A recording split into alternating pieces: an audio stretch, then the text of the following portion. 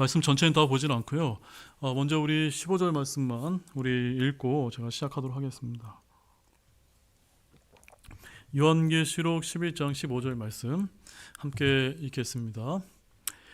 일곱째 천사가 나팔을 불매 하늘에 큰 음성들이 있어 이르되 이 세상의 왕국들이 우리 주와 그분의 그리스도의 왕국들이 되었고 그분께서 영원 무궁토록 통치하시리라 하니. 네, 잠시 우리 또 그림 한 장을 잠깐 보면서, 물론 우리가 매번 우리가 수요 기도 때마다 보는 그림이지만 오늘 다루는 말씀은 어느 위치에 있는지를 잠깐 좀 봤으면 좋겠습니다. 오늘은 저희가 이제 이 세 번째 화에 해당되는 이제 11장을 이제 저희들이 이제 다루고 있는 거 이제 아시겠죠? 그래서 우리가 지금 어디쯤에 와 있는 겁니까? 거의 7년 환란기의 끝부분에 와 있는 부분을 저희들이 이제 다룬다는 것을 여러분들이 이제 아시면서 오늘 말씀을 좀 들으셨으면 좋겠습니다. 특별히 이제 오늘 말씀을 여러분들이 이제 들으실 때 제가 이제 말씀을 준비하면서 생각을 해보니까 여러분들이 그 오늘 말씀을 이제 한번 제가 이제 설교하는 걸로 여러분 듣는데 그치지 마시고, 오늘은 제가 설교 원고를 갖다가 이제 밴드에다 올려 드릴 테니까 여러분들이 한번 꼼꼼하게 한번 읽어보시기 바랍니다. 왜냐하면 제가 이 짧은 거의 30분 또 40분이라는 시간 안에 그저 이것을 한번 설교하는 것으로 여러분들이 100% 소화하기 어려운 질긴 고기와 같은 이런 말씀들이 담겨 있기 때문에 제가 하나 한 구절 한 구절씩 풀어드리긴 하겠지만, 그래도 여러분들이 듣고 또 읽고 또 공부한다면 오늘 다루는 부분은 여러분들에게 제가 이제 잘 들어드리지 않은 이런 새로운 내용들이 좀 많이 등장하고 있기 때문에 여러분들이 그 부분을 좀 감안을 해서 특별히 제가 이제 부탁을 드릴 테니까 말씀을 같이 공부하면서 좀 들으시면 더 좋을 것 같습니다.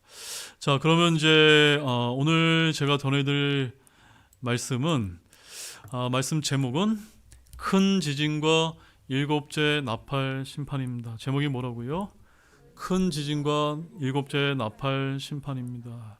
자, 여기서 이제 큰 지진은 바로 환란 후 휴거가 일어날 때 큰 지진이 일어나게 되고, 이때 일곱째 나팔 심판과 관련이 되기 때문에 제가 제목을 이렇게 이제 잡았습니다.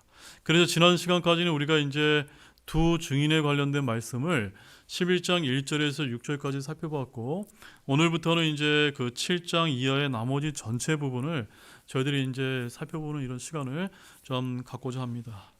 자, 계시록 11장에서는 매우 독특한 일이 이제 일어나고 있는데, 본문 12절에 보게 되면은 한 휴거가 나오는 것을 여러분 확인하실 수가 있습니까?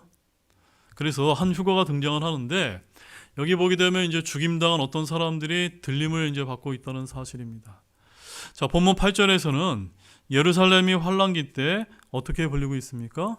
소돔과 이집트라고 이제 불리고 있습니다. 이것은 전천년 해석 체계를 지지하는 구절로이라고 이제 말할 수가 있는데, 소위 말해서 이제 무천년과 후천년을 가리키는 신약교회에서 배운 사람들에게는 이 요한계시록 전체가, 특별히 이 11장이 완전히 닫혀 있다는 것을 이제 우리가 알 수가 있습니다.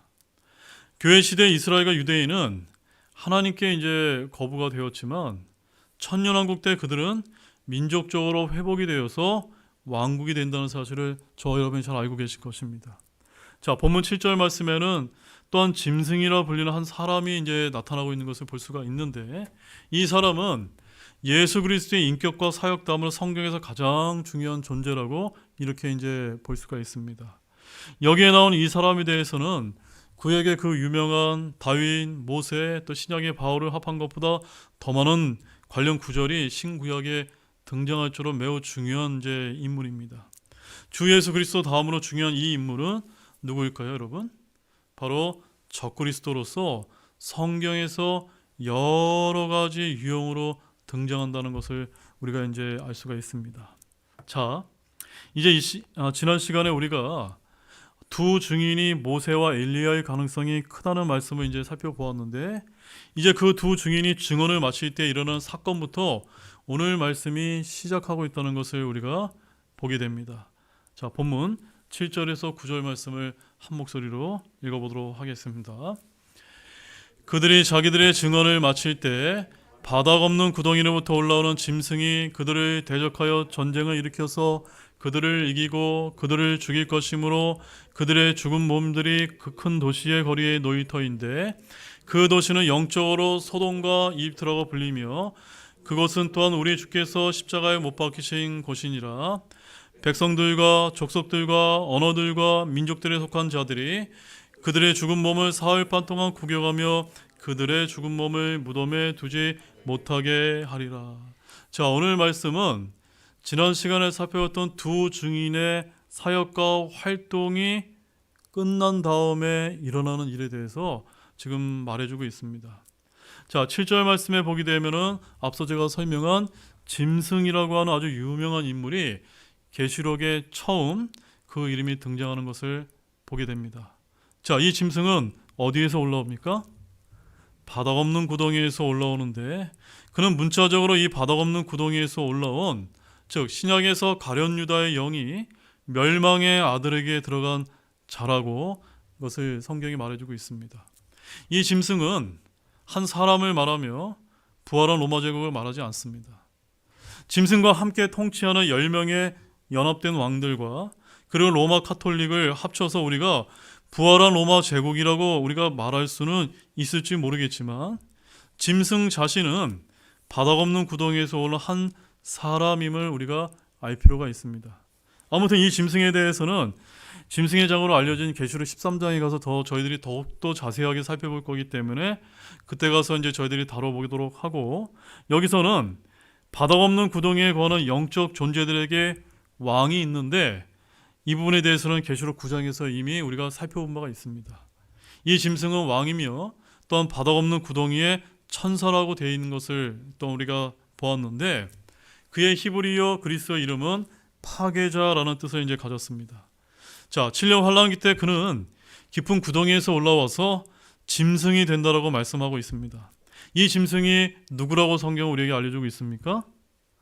네, 바로 7년 환란기에 이 세상을 지배하게 되는 적그리스도다라고 이렇게 말하고 있는 것입니다. 따라서 이 적그리스도의 특징 5가지를 제가 요약을 하자면, 먼저 첫 번째, 이 짐승은 사람이라는 것입니다. 즉 적그리스도가 뭐라고요? 사람으로 등장하는 겁니다. 그 다음에 두 번째로 이 짐승은 또한 바닥 없는 구덩이의 천사이기 때문에 영적 존재라는 것입니다. 그리고 세 번째, 그는 구덩이의 왕이다. 네 번째, 그는 그리스어와 히브리어 2개의 이름이 있습니다. 마지막 5번째, 그는 파괴자 천사로서 사망이 의인화된 인물이라고 이제 계시록이 말하고 있습니다. 자, 그런데 이 짐승인 적그리스도가 두 증인의 증언이 마칠 때 어떤 일이 벌어집니까? 그 두 증인을 대적하여 전쟁을 일으키고 두 증인을 이기고 죽이게 된다라고 말씀을 하고 있는 것이 바로 본문 7절의 설명이 이제 되는 것입니다. 자, 8절 말씀을 보시면 8절에는 짐승에게 죽임당한 두 증인의 죽은 몸들이라고 하는 독특한 표현을 우리가 이제 주목할 필요가 있습니다. 자, 이 부분을 보게 되면 아주 이상한 점을 발견하게 되는데, 이 두 증인이 이미 죽었다면 이 죽은 자의 몸들의 죽은이라는 표현을 덧붙일 이유가 없지 않을까요, 여러분? 그럼에도 불구하고 성령님께서는 이 구절에 이 표현을 사용케 하신 것은 바로 두 증인의 목배임을 당해서 이들의 몸과 목이 분리되어 죽은 몸들임을 보여주는 아주 신중한 표현처럼 보인다는 사실입니다. 자, 이미 우리가 요한계시록 6장에서 성전 제단에서 목배임을 당한 인간 희생물들을 환란기 때 순교자들로서 목배임 당할 것을 알려준 바가 있습니다. 자, 다음 말씀을 보십시오. 계시록 6장 9절 말씀에 5째 봉인을 여는 이런 재앙이 일어나게 될 때 그 다음에 뭐라고 되어 있습니까? 내가 제단 아래에서 하나님의 말씀과 자기들의 간직한 증언으로 인해 죽임을 당한 자들의 혼들을 보았는데, 여기 죽임을 당한 혼들은 어떻게 죽임을 당했을까요? 그 다음 계시록 20장 4절 중간을 보게 되면 또 내가 예수님의 증언과 하나님의 말씀으로 인해 어떻게 됐습니까? 목이 베인 자들의 혼들을 보았는데, 그래서 7년 환란기 때 그 환란 성도들은 단두대가 세워져서 목배임을 당할 정도로 끝까지 자신의 믿음을 지켜야 구원을 받는다라고 이렇게 말씀을 하고 있습니다. 자, 이 두 증인이 목배임을 당하는 장소는 어디입니까? 성경에 의하면 예루살렘 도시라고 이제 말해주고 있는데, 이것을 성경에서는 특별히 소돔과 이집트라고 말하고 있기 때문에 지금 교회 시대에도 해당이 될 수가 있고 7년 환란기 때도 그렇다는 뜻이 되는 것입니다. 지금 예루살렘은 예수 그리스도를 믿지 않는 이교도들, 즉 그리스 정교, 카톨릭, 이슬람이 각기 성지라고 이름을 붙여서 권리를 이제 주장하고 있습니다. 사람들은 예루살렘으로 성지순례를 가는데 사실상 이스라엘과 예루살렘은 오늘날 교회 시대에는 그렇게 성스러운 땅이 아닙니다. 그것은 영적으로 뭐라고 성경이 말하고 있습니까? 소돔과 이집트이며, 거룩한 곳을 찾으려면 우리가 비행기를 타고 저기 예루살렘 성지 순례를 갈 필요가 없이 저와 여러분의 손에 들려있는 이 성경을 펼치면 된다는 것을 아실 필요가 있습니다. 성경에 의하면 예루살렘은 이방인의 때, 즉 7년 환란기가 끝날 때까지는 회복하지 못한다라고 말하고 있기 때문입니다. 자, 다음 말씀 보시죠. 누가복음 21장 24절에 그런 예언의 말씀이 기록되어 있습니다. 함께 읽어보십시오. 또 그들이 칼날에 쓰러지고 모든 민족들에게 포로로 잡혀갈 것이며 예루살렘은 이방인들의 때가 찰 때까지 이방인들에게 짓밟히리라. 예루살렘이 언제까지요? 이방인의 때가 7년 환란기가 끝나야 이제 그 모든 것이 회복이 이루어진다라고 예언이 되어지고 있는 것입니다. 자, 그런데 우리가 본문을 보게 되면은 이 바닥 없는 구덩이에서 올라온 짐승인 적그리스도가 이 두 증인을 일시적으로 이기고 죽이게 된다라고 7절에서 말하고 있는 것입니다. 그리고 그들의 시신은 이스라엘 땅에 버려져서 사흘 반 동안 구경거리가 된다라고 본문 8절과 9절에서 또 말씀하고 있습니다. 그래서 온 세상 사람들이 이 두 증인의 죽임을 이제 구경하게 되는데 어떻게 보게 될까요? 아마도 오늘날처럼 TV나 스마트폰 등과 같은 이런 기기 매체의 뉴스들을 통해 전 세계가 이 두 증인의 죽음을 지켜보며 하나님의 갖가지 이적들로 사람들을 멸한 두 증인의 죽음을 기뻐하면서 뭐를 한다고 이제 되어 있습니까? 선물을 보낼 것이다 라고 이렇게 말씀을 하고 있는 것입니다. 그러나 두 증인은 어떻게 됩니까? 사흘 반 후에 부활한다 라고 되어 있습니다. 즉 하나님께서 이들을 일으키실 것이기 때문입니다. 자, 본문 10절과 11절에 그 말씀이 잘 등장하는데 함께 읽어보십시오. 이 두 대언자가 땅에 거하는 자들에게 고통을 주었으므로 땅에 거하는 자들이 그들로 인해 기뻐하고 즐거워하며 서로 선물을 보내리라. 사흘 반이 지난 뒤에 하나님으로부터 온 생명의 영께서 그들에게 들어가심으로 그들이 자기 발로 일어서니 큰 두려움이 그들을 보는 자들을 덮치더라. 여러분 이제 머리로 상상이 되십니까? 두 증인이 환란기 후 3년 반 동안 예루살렘 이스라엘을 위해서 사역을 하고 있는데 전 세계가 보는 앞에서 그들이 죽임을 당하고 사흘 반 만에 어떻게 됐습니까? 부활하는 일이 일어나게 되는 것입니다. 이때 사람들은 땅에 거하는 자들에게 고통을 주었던 이 두 증인의 죽음에 어떤 모습을 보여줍니까? 기뻐하고 즐거워하는 모습을 보여주게 될 것이다 라고 말하고 있습니다. 즉 10절의 상황은 마치 우리가 이제 조금 있으면 연말에 성탄절과 같은 분위기를 보여주고 있는데 기뻐하며 즐거워하며 서로 선물을 보내리라고 하는 이 표현이 바로 그와 같은 것을 상상케 합니다. 즉 누군가의 죽음을 기뻐해서 서로 선물을 보내는 날이 바로 성탄절의 기원임을 이제 알 수가 있는데 이들의 기쁨과 전혀 다른 기쁨이 있다는 것을 우리가 알 필요가 있습니다. 어떤 기쁨이 있을까요? 계시록 12장 10절을 함께 읽어보십시오. 그러므로 하늘들과 그것들 안에 거하는 자들아 너희는 즐거워하라. 그러나 땅과 바다에 거하는 자들에게는 화가 있으리로다.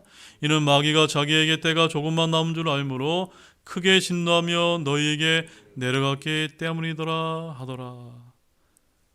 하늘들과 그것들 안에 거하는 자들아, 바로 저와 여러분들에게 명령하고 우리가 따르게 될 말씀이라는 것을 우리가 알 수가 있습니다. 이때가 되면 저와 여러분 하늘들 아래 있겠죠?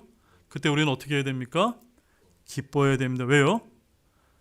마귀에게 그 남은 때가 얼마 남지 않았다는 것을 알 수 있기 때문입니다. 그때가 반드시 오리라고 믿습니다. 즉 땅에 거하는 자들의 기쁨과 전혀 다른 기쁨이 여기서 소개되고 있는 것입니다. 하늘들에 거하는 자들이 무엇으로 즐거워하는지를 여러분 주목해서 보시기 바랍니다. 마귀가 자기 때가 조금만 남은 줄 알고 크게 진노하며 내려간 것을 하늘에서 기뻐하게 된다는 것입니다. 자, 그렇다면 지금 여러분은 무엇으로 기뻐하고 계십니까? 여러분 무엇으로 기뻐하십니까? 땅의 기쁨이 아닌 하늘의 기쁨을 소유한 자들이 되시기를 진실로 소망합니다. 아멘이세요? 하늘의 것들에 여러분들이 애정을 두시고 하늘의 소망을 두고 하늘의 것들로 기뻐하시게 될 때 여러분에게 보상이 넘치시게 될 것입니다. 그 다음에 본문 11절을 우리가 보게 되면 거기에 사흘 반이 지난 뒤에라는 아주 엄청나게 중요한 표현이 등장하는 것을 볼 수가 있는데, 자, 예수 그리스도께서는 십자가에서 달려 죽으신 후에 며칠 동안 무덤 속에 죽어 계셨습니까? 사흘 반이라고 성경이 말하고 있어요. 영어로는 3 and a half라고 되어 있습니다. 3 and a half, 사흘 반 동안 무덤 속에 죽어 계셨고, 여기 보면 두 증인도 얼마 동안 죽어 있었습니까? 사흘 반 동안 죽어 있었는데, 이 사흘 반이라는 숫자가 성경에서 중요하다는 것을 여러분 알고 계십니까? 왜냐하면 여러분 다니엘서 9장을 가보게 되면은 다니엘의 70제 이래인 마지막 이래인 7년에 대해서 언급을 하고 있는데, 적그리스도는 그 이래의 중간인 3년 반의 약속을 깨뜨리기 때문입니다. 여기서의 3년 반도 영어로 우리가 표현하게 되면 3 and a half라고 이렇게 이제 표현할 수가 있는 것입니다. 그래서 여기 보십시오. 다니엘서 9장 27절. 그가 누굽니까?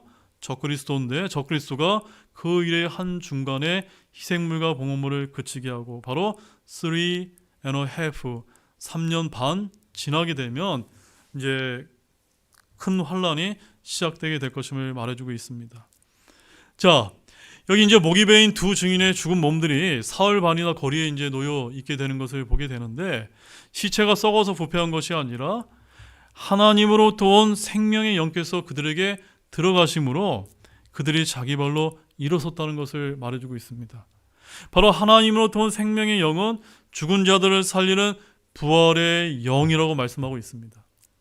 이 영이 임하게 되면 마른 뼈들의 골짜기에서 사람들이 일어나 군대로 나오게 됩니다. 이 영이 들어가게 되면 무덤에 있던 나사로가 일어나게 되는 것입니다.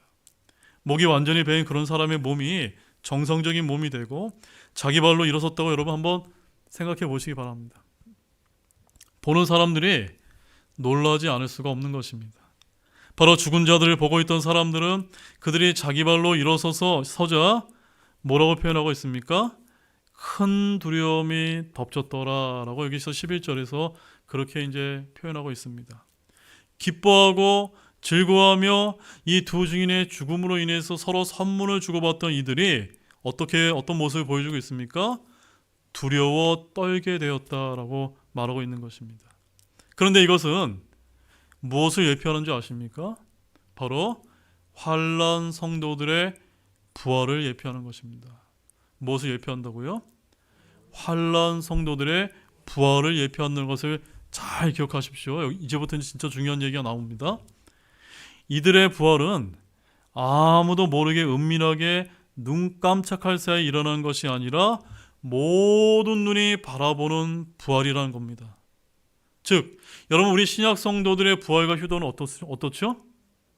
눈 깜짝할 사이에 일어나고 누구도 모르는 사이에 갑자기 일어나는 그런 것이 신약 성도의 부활과 휴거의 특징이라면, 반대로 환난기 때 죽은 환난 성도들의 휴거와 부활은 어떤 특징을 지닙니까?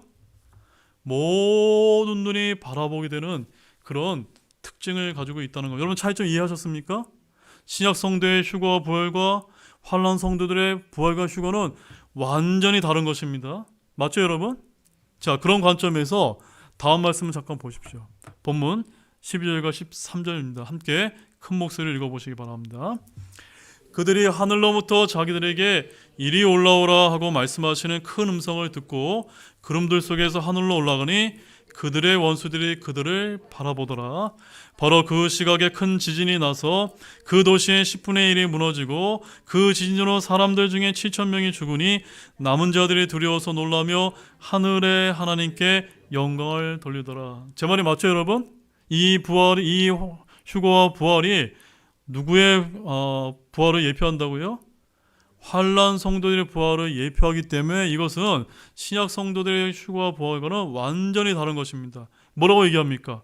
이리 올라오라라는 말씀으로 큰 음성을 듣고 구름 속으로 이 환난 성도들이 올라가니까 누가 봅니까? 그들의 원수들이 그 휴거와 부활을 바라보게 된다라고 이렇게 말씀하고 있기 때문에 이 장면은 신약 성도의 휴거와 부활이 맞습니까? 틀립니까? 틀린 것입니다. 그리고 올리브 산에서 예수님께서 제자들이 보는 앞에서 올라가시는 모습과 똑같은 것입니다. 주님의 승천은 공개적이었습니다. 두 증인의 부활과 승천 역시 공개적일 것임을 보여주는 것입니다. 이 점에서 신약 성도들과는 완전한 차이가 있습니다. 바로 교회 시대에 구원받고 휴거되는 성도들은 이 세상 사람들이 전혀 모르게 환난 전에 눈 깜짝할 사이에 구름덕을 속으로 채워 올라가게 되지만 환난 성도는 전혀 그렇지 않다는 것입니다. 여러분 다음 말씀 보시죠. 마태복음 24장 31절 말씀. 이 말씀 저희 교회 성도분 중에 한 분이 이 말씀이 신약 성도들의 휴거에 관한 말씀이 아니냐라고 이렇게 질문하신 적이 있는데 잘 보시기 바랍니다. 함께 읽어보겠습니다. 그가 큰 나팔 소리와 함께 자기 천사들을 보낼 터인데 그들이 그의 선택받은 자들을 하늘 이 끝에서 저 끝까지 사방에서 함께 모으리라. 자, 제가 질문을 드릴게요. 마태복음 24장은 우리 신약 성도에게 해당됩니까? 아니면 7년 환란기에 해당됩니까? 7년 환란기에 해당된다는 걸 여러분 이제 제가 굳이 말씀을 안 드려 잘 아시죠? 거기 되면 환란에 있을 일들이 일어나게 되고 끝까지 견디어 구원받는 일이 일어나게 되고 그 다음에 유대인들이 적그리스도가 등장하면 산으로 도망쳐야 된다는 말이 나오고 이와 등등의 말씀이 나오기 때문에 마태복음 24장 31절 말씀은 바로 어느 때를 가리키는 겁니까? 환난 성도들의 휴거라는 것을 보여주는 것입니다. 즉 여기 나와 있는 큰 나팔 소리는 오늘 본문 15절 말씀을 보게 되면 일곱째 천사가 나팔을 불매라는 그 나팔을 얘기하는 것입니다. 여러분 일곱째 나팔이 어느 시점입니까? 7년 환란기의 끝부분이지 않습니까? 따라서 그 일곱째 나팔을 가리키는 것입니다. 바로 이는 바로 눈앞에서 일어나는 환난 성도들의 환난 끝에 일어나게 될 환난 후 휴거를 가리키는 말씀입니다. 오늘날 환난 전 휴거 교리를 거부한 신약 성도들이 환난을 통과해서 마태복음 24장에서 들림받는다고 잘못 가르치고 있는 구절이기 때문에 여러분이 매우 주의해서 이 말씀을 알아두실 필요가 있습니다. 아무튼 본문 12절 말씀은 환난 성도들의 환난 끝에 일어날 휴거가 있다는 것을 알려주는 암시 구절입니다. 왜냐하면 이 장은 환난 시대의 유대인들을 다루고 있기 때문입니다.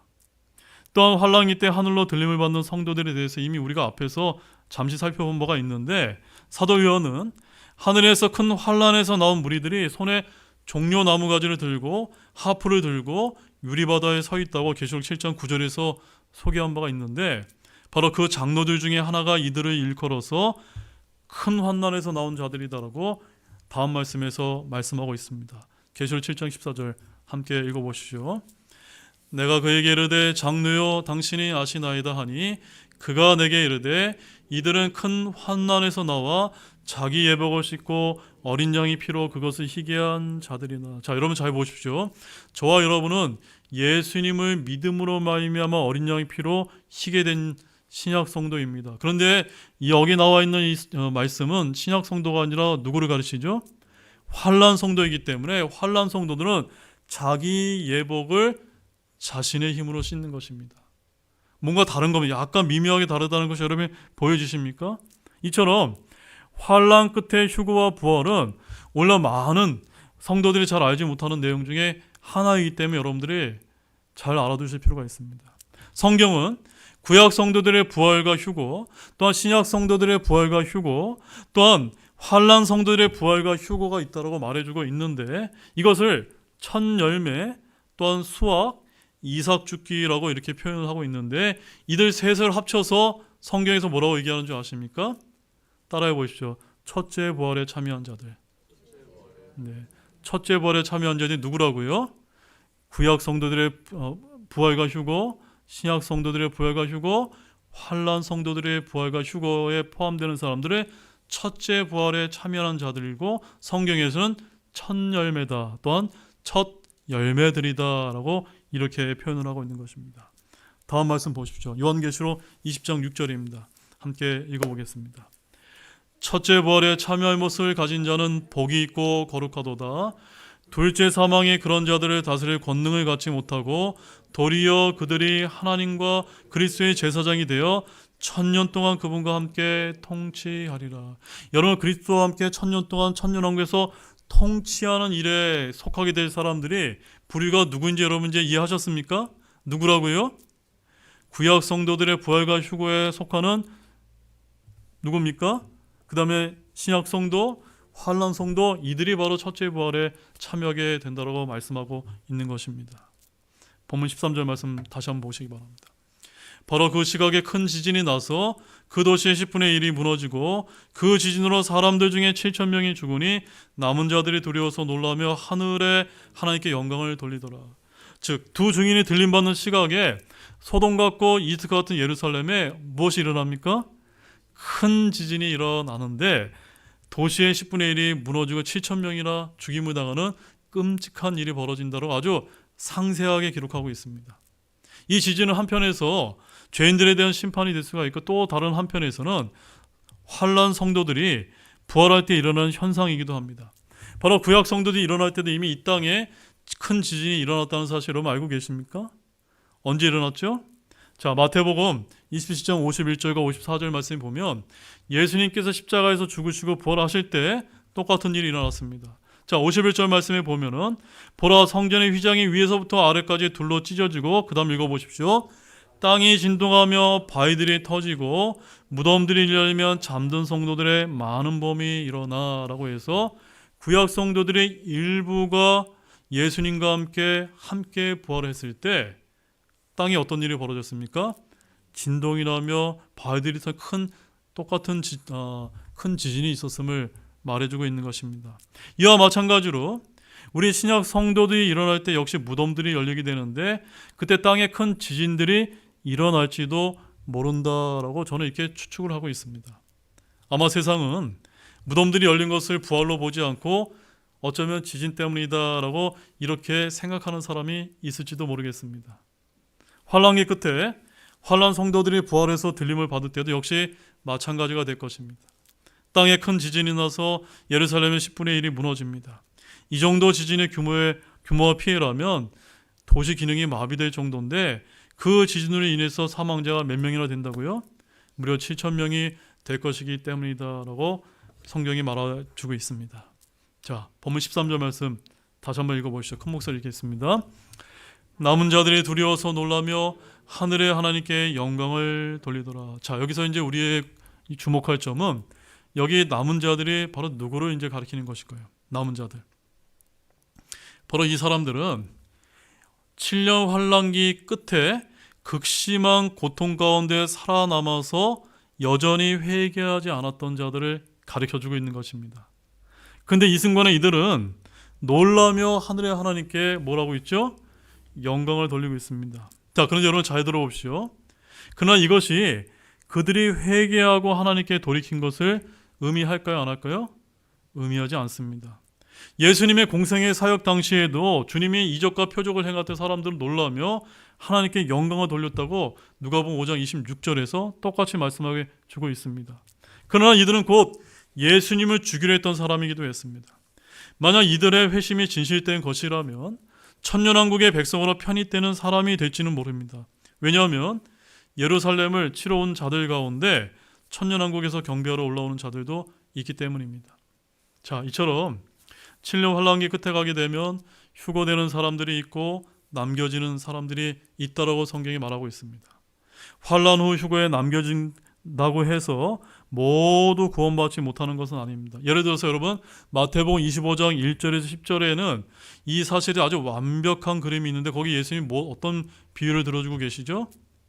열처녀 비유를 들어주고 계신 거 여러분 기억하십니까? 자, 거기에서는 휴거를, 즉 환난 후 휴거를 준비하는 지혜로운 처녀들이 등장합니다. 거기에는 지혜로운 환난 성도들은 주님이 오실 때 들림을 받게 되는 것이고 이것이 바로 환난 후 휴거의 상황인데 뒤에 남겨진 사람들은 뭐라고 거기서 예수님이 표현하셨죠?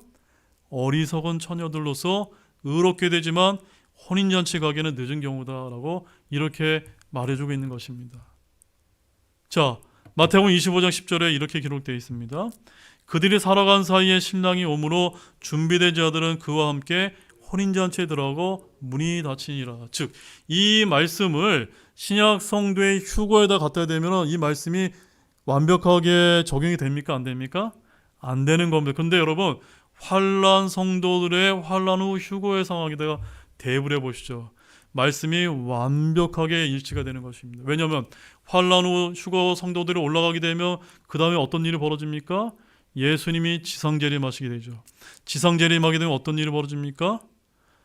위에 혼인잔치에 들어갈 사람과 들어가지 못할 일이 펼쳐지게 되는 것입니다. 따라서 이 혼인잔치에 들어가지 못한 어리석은 처녀들인 그들은 의롭게 되고 하늘의 하나님께 영광을 돌리지만 이들은 끝까지 견뎌야 된다라고 마태복음 25장과 계시록 20장에서 설명을 하고 있기 때문인 것입니다. 이런 미묘한 차이가 여기에 담겨 있는 것입니다. 계시록 14장 7절 말씀 또 읽어보십시오.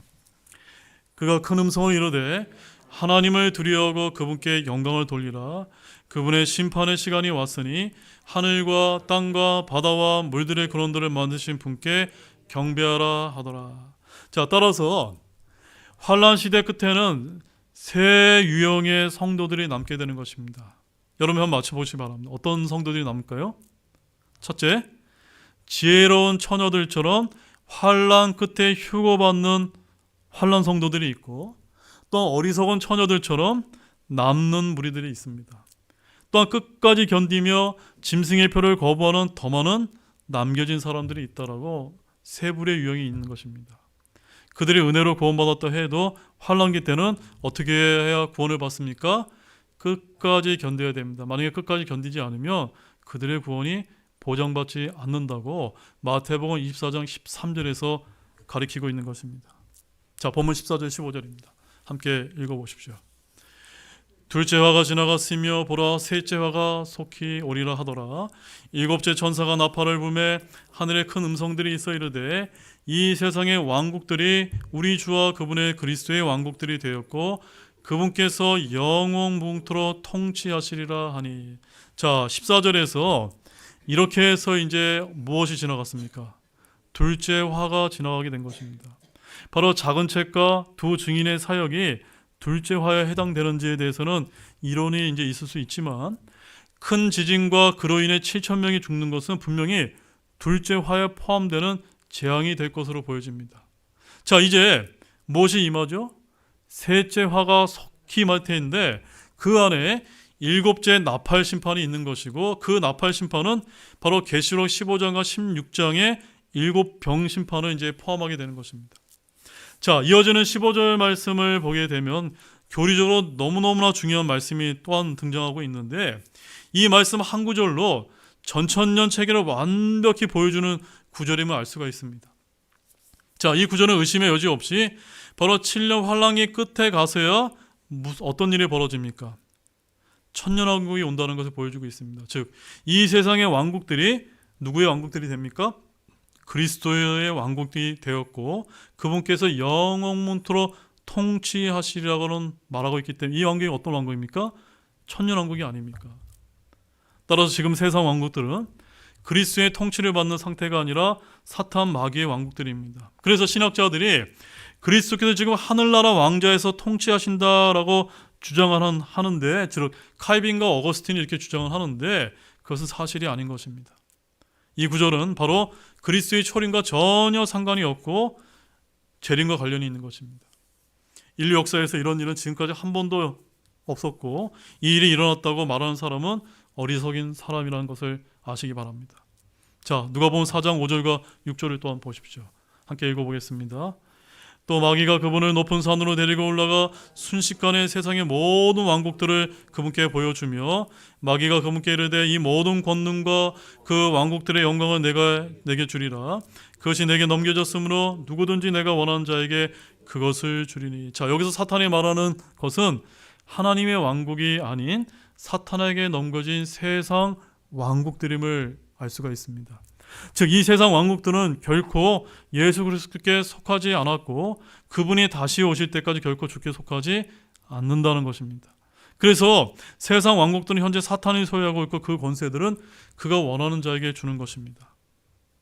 본문 16절과 17절 보십시오. 함께 또 읽어보겠습니다. 하나님 앞에서 자기 자리에 앉아있던 24 장로가 얼굴을 바닥에 대고 엎드려 하나님께 경배하며 이르되 오 주 하나님이 전능자여 지금도 계시고 전에도 계셨으며 앞으로 오실 주께 우리가 감사를 드림은 주께서 친히 주의 큰 권능을 취하시고 통치해 오셨기 때문이다. 자, 이제부터는 더 주의 깊게 살펴봐 아주 중요한 구절이 또다시 이어지고 있습니다. 15절에서 문맥이 끊어지고 16절에서 간격을 두고 다시 시작을 하는데 연대기적으로 13절과 14절까지는 어디에 해당됩니까? 7년 환란기에 해당되는 것이고 15절에서는요 천년왕국이 언급되다가 17절에서는요 다시 천년왕국 기간을 통과하는 것을 볼 수가 있습니다. 그리고 18절 말씀에서는 천년왕국 후에 큰 신왕자 심판석이 등장하는 것을 볼 수가 있는데 이처럼 단 몇 구절 사이로 시대가 건너뛰기 때문에 우리가 매우 주의해서 이제 읽으실 필요가 있습니다. 우리가 이것을 분별하지 못하고 이 문맥 전체를 그저 단순하게 계시록에 있으니까 7년 환란기에 적용하게 되면은 많은 혼란에 빠지게 되고 신왕자 심판을 7년 환란기로 가져오기 때문에 대다수의 해석가들처럼 잘못 해석하는 실수를 범하게 되는 것입니다. 자, 여기 24 장로가 여기서 말하는 것은 그리스도의 천년 통치를 회고하고 있는 것입니다. 바로 계시록 11장 15절에서 주님은 천년 통치를 시작하십니다. 그리고 16절에서 19절에서는 천년 동안의 일을 되돌아보며 회상을 하고 있습니다. 바로 우리 모두도 이 자리에 함께하리라 믿습니다. 맞습니까 여러분? 네, 그 자리에 함께 하실 것입니다. 자, 본문 18절 19절 마지막 구절입니다. 함께 읽어보겠습니다. 민족들이 분노하며 주의 진노가 왔고 죽은 자들의 때가 왔으니 이것은 그들의 심판을 받게 하려 함이요 또 주께서 주의 종들인 대언자들과 성도들과 또 작은 자든지 큰 자든지 주의 이름을 두려워하는 자들에게 보상을 주려 하시며 또 땅을 멸하는 자들을 멸하려 하심이니이다 하더라. 이에 하늘에 있는 하나님의 성전이 열리고 그분의 상속 언약의 궤가 그분의 성전에 있는 것을 보였으며 번개들과 음성들과 천둥들과 지진과 큰 우박이 있더라. 자, 지금부터는요 눈을 크게 뜨셔서 정신을 바짝 차리고 들으셔야 됩니다. 완전히 지금까지 한 번도 말씀드리지 않은 새로운 이야기를 하기 때문입니다. 자, 18절 말씀은 7년 환란기의 끝 상황이 아니라 언제죠? 천년왕국의 끝에 일어날 사건을 보여주고 있습니다. 바로 천년왕국의 끝 시점이라는 겁니다. 그래서 민족들이 분노하며라는 이 18절 말씀은 바로 천년왕국 끝에 민족들이 모여서 예루살렘을 포위하는 사건을 보여주는 것으로서 계시록 20장 8절의 상황을 보여주고 있고 바로 18절 말씀에 주의 진노가 왔고라는 것은 계시록 20장 9절에서 하늘에서 하나님께로부터 불이 내려와서 다 태워버리는 사건을 보여주는 것입니다. 자, 그 말씀이 어디 있습니까? 계시록 20장 8절과 9절 말씀 보십시오. 함께 읽어보겠습니다. 나가서 땅의 사방에 있는 민족들 곧 곡과 마곡을 속이며 그들을 함께 모아 전쟁하게 할 터인데 그들의 수는 바다의 모래 같으니라. 그들이 땅의 넓은 곳으로 올라가 성도들의 진영과 그 사랑받는 도시를 에워싸며 불이 하늘에서 하나님부터 내려와 그들을 삼켰고. 자, 저를 잠깐 보십시오. 7년 환란기 끝에는 어떤 전쟁이 있죠? 아마겟돈 전쟁인데 아마겟돈 전은 최후의 전쟁이 아닙니다. 아마겟돈 전쟁이 끝나게 되면 어떤 시대가 열리게 됩니까? 천년왕국이 열립니다. 그 다음에 천년왕국이 끝나게 되면 다시 한번 곡과 마곡의 전쟁, 그 전쟁이 최후의 전쟁이고 그 전쟁의 끝에는 그 다음에 어떤 사건이 벌어집니까? 큰 휘낭자 심판이 있고 그 다음에 새하늘과 새 땅이 열린다라고 이렇게 말씀을 하고 있는 것입니다. 따라서 여기 이제 죽은 자들의 때가 왔으니라고 하는 이 본문 18절의 이 말씀이 바로 계시록 20장 11절과 12절에 해당되는데, 이 시점은 어느 시점입니까? 바로 천년왕국 이후에 있을 큰 희망자 심판 때를 가리키는 것입니다. 그래서 계시록 20장 11절과 12절에 내가 크고 흰 왕자와 그 위에 앉으신 분을 보았는데 라고 하는 그 심판 때를 가리켜주고 있는 것입니다. 그리고 여기 18절 말씀을 다시 한번 읽어보십시오. 대언자들과 성도들과 또 작은 자든지 큰 자든지 주의 이름을 두려워하는 자들에게 보상을 주려 하심이며 또 땅을 멸하는 자들을 멸하려 하심이니이다. 여러분 잘 들으십시오. 이 구절 역시도 너무너무나 중요한데, 이 시점이 어느 시점입니까?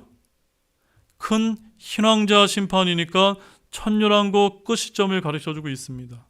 100% 멸망하는 자들의 심판이라고 우리는 그렇게 이제 많이 이제 알고 있는데, 그러나 이 말씀은 희망자 심판 때도 어쩌면 의인들이 받는 보상들이 있을지 모른다는 사실을 우리에게 보여주고 있는 것입니다.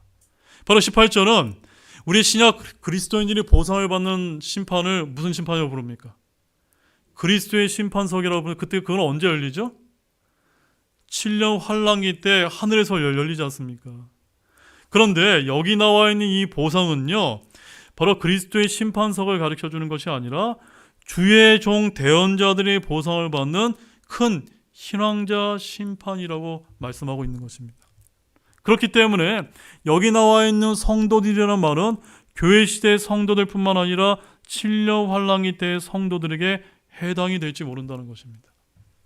즉 주의 종들인 대언자들은 거듭난 신약 성도들이 아니고, 또한 여기서 말하는 성도들은 문맥적으로 보기 때 7년 환란기의 이스라엘 성도들을 가르쳐주는 것이 될 수 있기 때문에 이 보상의 명목은 뭐 때문에 주어집니까? 18절 말씀이 뭐 때문에 주어지죠? 주의 이름을 두려워하는 것 때문에 주어지게 될 것이다 라고 말씀을 하고 있습니다. 바로 이때 전해지는 복음이 어떤 복음인지 아십니까? 바로 7년 환란기 때만 전해지는 영존하는 복음이다 라고 말씀하고 있습니다. 다음 말씀 보십시오. 계시록 14장 6절과 7절 함께 읽어보겠습니다. 또 내가 보니 다른 천사가 하늘 한가운데 날아가고 있는데, 그가 땅에 거하는 자들 곧 모든 민족과 족속과 언어와 백성에게 선포할 영존하는 복음을 가지고 있더라. 그가 큰 음성으로 이르되 하나님을 두려워하고 그분께 영광을 돌리라. 그분의 심판의 시간이 왔으니 하늘과 땅과 바다와 물들의 근원들을 만드신 분께 경배하라 하더라. 여러분 좀 이해가 되셨습니까? 우리는 어떤 복음을 받았습니까? 예수 그리스도의 은혜의 복음을 받은 사람입니다. 하지만 7년 환란기 때는 누가 복음을 전합니까? 천사가 환란 성도들에게 영존하는 복음을 전하는 것입니다. 바로 7년 환란기 때 구원받는 모든 사람들은 희망자 심판에서 심판을 받을지 모르는데, 예수님을 위해 죽었기 때문에 보상을 받고 그들의 죽음은 구원의 조건을 이루고 있습니다. 환란 성도들과 천년왕국 기간의 어떤 성도도 그리스도의 심판석에서 판단받는 것이 아니라 어디로 넘어갑니까? 희망자 심판으로 넘어가게 되는 것이지 모른다라고 이렇게 생각이 되어지는 것입니다. 바로 신약의 그리스도인들은 환란 전 휴거된 후에 하늘에서 그리스도의 심판석에서 심판을 받지만, 환란 성도들과 천년왕국 기간의 성도들은 어디서 심판을 받게 되는 것입니까? 신앙자 심판에서 심판받게 되는 것 같다라는 점입니다. 그래서 신앙자 심판에는 어떤 책이 펼쳐집니까? 책들이라고 복수의 책들이 펼쳐지는데, 그 책들은 행위와 관련이 되어 있습니다. 어떤 이들은 행위에 따라서 생명의 책에서 지어질 수도 있음을 말하고 있지 않습니까? 그러나 우리가 살고 있는 이 시대 신약 성도들, 신약의 그리스도인들의 이름은 한 번 기록된 이상 생명책에서 지어집니까? 안 지어집니까? 지어질 수 없지만 환란 성도들은 지어질 수 있다라는 것을 아실 필요가 있는 것입니다. 자, 이렇게 해서 계시록 11장은 바로 본문 19절에서 회상이 끝나고 다시 현재 시점인 7년 환란기 끝으로 되돌아온다는 것을 우리에게 보여주고 있는 것입니다. 자, 이제 결론을 맺도록 하겠습니다. 자, 오늘 말씀은 상당히 이제 쉽지 않은 말씀이었는데요. 두 증인과 신앙자 심판에 대한 줄거리는 여러분들이 이제 집에 가서 꼭 숙지해 놓으실 필요가 있습니다. 사람들이 이 두 가지에 대해서 설명하는 온갖 혼란스러운 이론들로 인해서 성경을 잘 믿지 못하게 할 뿐만 아니라 여러분을 매우 혼란스럽게 만들 수 있기 때문입니다. 따라서 우리가 12장 전체를 우리가 다시 한번 정리를 해보게 되면 두 증인은 분명히 돌아올 누구입니까? 모세와 엘리야의 가능성이 크고 그들은 이스라엘 중심적으로 사역하다 순교를 하게 될 것입니다. 두 증인과 14만 4천 명의 관계에 대해서는 성경에 구체적인 언급이 없지만 14만 4천 명의 유대인들은 이방인을 위한 사역자로서 사도 바울의 유형이 될 것으로 보이고, 하지만 이 두 증인은 이방인을 위해 사역한 적이 없었고 7년 환란기 때 이스라엘을 위해서 사역하여 적그리스도에 대항하게 될 것이라고 이렇게 보여주고 있습니다. 마지막으로 환란 성도의 휴거 교류는 우리와 같은 대부분의 전천년주의자에게 잘 알려지는 질긴 고기와 같은 진료 생소해 보이지만 부활의 단계상 당연하다는 것을 알 수가 있습니다. 그 부활이 몇 가지가 있죠.